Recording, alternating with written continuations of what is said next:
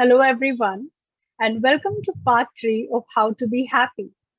This is Natasha Fernandez. I'm a clinical psychologist and psychotherapist. I'm also a certified conscious empowerment coach and a wellness coach. So, today, specifically, we are going to focus on how to correct your thoughts, how to change your thoughts, how to shift your mindset from a negative system to a pleasant and positive system. Okay, so let's focus on where these thoughts are coming from and how they come. So, in the previous two videos, okay, which I have spoken to you about the happiness mindset and how we actually start developing it and how we change it. So the base of everything is our thinking, okay? The base of everything comes from our brain, where we are thinking various kinds of thoughts. So you will be surprised and amazed to know that in a day, we have 60,000 thoughts or more, okay? So I'm just going to take an average of 60,000 because now I'm going to teach you some brain math. So in a day, as I said, we have 60,000 thoughts. Do you think that we are thinking 60,000 different thoughts every day? That's really not possible. It's not possible for your mind to generate so many thoughts, so many new thoughts in a day as of now. I don't know how the future is. So, in these 60,000 thoughts, another fact is that 90% of your thoughts are similar kind of thoughts. So now, when I say similar, I'm not saying negative thoughts, I'm saying similar thoughts. So the same thoughts that you were thinking in the morning is something that you thought about yesterday, which you thought about day before and the day before that and the day before that. And I don't know from how long have you been thinking about that. You will know that better. So in this 90%, which means a figure of 45,000 thoughts are similar. So now you take a look or you take an inventory of how many kind of thoughts are you ruminating over again and again and again, and what are the quality of those thoughts, because that is what is going to matter the most. What are the quality of your thoughts? Are they unpleasant or are they pleasant ones? Do they make you happy or do they make you unhappy? So here is, where our negativity bias kicks in of our brain. Our brain has a system where it's very easy to, catch and hold on to fearful and negative thoughts comparative to the positive ones. So now I'm going to take up my one of my favorite examples of the Stone Age man, because that's where we all have evolved and come from. Okay, that's one of my favorite things that I give as an example. So you are not a primitive man now. Okay, you are an evolved person. You're not the Stone Age man, you're not the Neanderthals and all of that. There, the situation was different, their environment were different, where they were surrounded by threats. Now, it may not be physical threat, it may be emotional threat.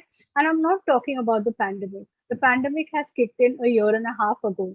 I am talking about all the while how you think, okay, generally, because how you are thinking in a general way is how you lead your life and how you think irrespective of the situations that happen around you. And that's all about the happiness set point we have been discussing so far.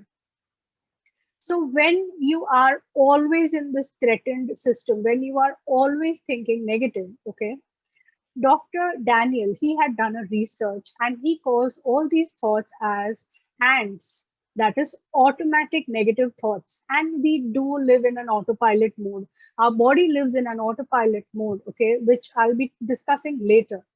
So when we have these ants swarming into our brain, okay, when we have all these negative thoughts ruminating and swarming into our brain, what does your life look like right now? It only looks, it is your creation. Your thoughts and your life is definitely your creation. And we get in some things over here. We get in some factors which I would like to name as happiness robbers. So we have Mr. Blame, we have Mr. Complain, we have Mr. Shame, and we have Mr. Regret. So we invite even these four guests in our mind, and we give them the work of now putting our control outside. We give them the work of now putting everything that we have created in our life to other people. That everything that happens to me is because of you and because of you and because of you, because of the situation, because of the government, because of the world. So if you go into such a mindset, Trust me, friends, it is very, very, very difficult to reverse. So the more you catch these thieves or robbers and put them in place, and the more you take ownership of your own life, that is when you begin and start shifting your thoughts. And it is not impossible. There was another research done by Dr. Daniel Amen, okay, where he had done brain imaging scans of these people who are in this bias, the ones who think negative and the ones who think more pleasant thoughts. And he found out that the ones who are more prone to negative thinking, their brain is almost mapped like someone who is into depression or anxiety. So you are inviting that into your life. Okay. It doesn't happen to you. Nothing happens to you. We create that. So when you are inviting these kind of thoughts, when you're inviting unpleasant thoughts, one after the other, okay, another renowned psychologist, Dr. Rick Hansen, he says that these negative thoughts behave like a Velcro. They just stick to you. They love sticking to you, and it's very difficult for you to uproot them.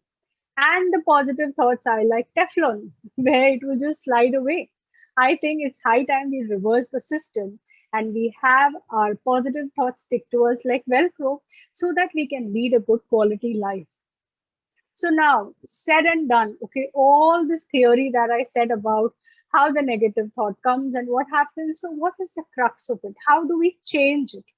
So let us come to the point. So now, when we have a large portion of thoughts that is negative, that we think negative, okay, that is the time we must understand one fact that for many ratios, okay, for many negative thoughts, it takes a lot more positive thoughts to change that. So if you have one negative thought, you're going to have at least a dozen of positive thoughts to replace it. And initially, it may sound like hard work, but it is habit. It's all about your habit. It's all about how you're going to create your life and what is your vision for life. As I had asked you in the previous video, what would you like your life to look like? Focus on that. That's the first part of it. So today we are going to learn 4 questions, okay? And these questions are, done in something called as the work. Byron Katie, she is the inventor of the work. She has invented this beautiful system where by asking 4 questions, we begin to shift the quality of our thought. So whenever you are faced with recurrent negative thought, just pick one situation, or you can even pick one belief. Okay. If there is any belief that's bothering you, or any thought that is persistent and bothering you, just pick that one. And now you're going to question your thought. You're going to question the authenticity of the thought. The first question that you are going to say that is it true? So when you ask, is it true? It means that you're confronting the question, are you true? Is this belief true? The second question that you're going to ask is, can I know if it is absolutely true? So you are again confronting it in absolute value. That is this absolutely true? So it's like a double checking system where your brain will then start reasoning. Is it true? Is it absolutely true that this is a fact or a belief that's there in my system? And then when you are, the third part is that when you have these 2 questions in place, now you're going to observe. The third part is that you are going to observe how do you react within yourself and also around people when this belief comes up or when this thought comes up. Are you in an angry mode? Do you react? Are you jealous? Are you envious? Are you helpless? Observe this because this is the key. This is where your emotion is hidden. So the third question is, how do I react when this belief or thought comes up? Okay. And completely be honest and aware with yourself. And the fourth one, can I change it? Okay. Is it possible for me to change that? And my answer is always yes. And what do you do in the fourth thing? You are going to turn that belief around. So, for example, if you are having something called as that I can never be happy, if you have a belief that I can never be happy, the fourth step, you are going to change it to say that I am always happy. Initially, it may seem a little weird, it may seem artificial, but you know what we're talking about. It's about habit.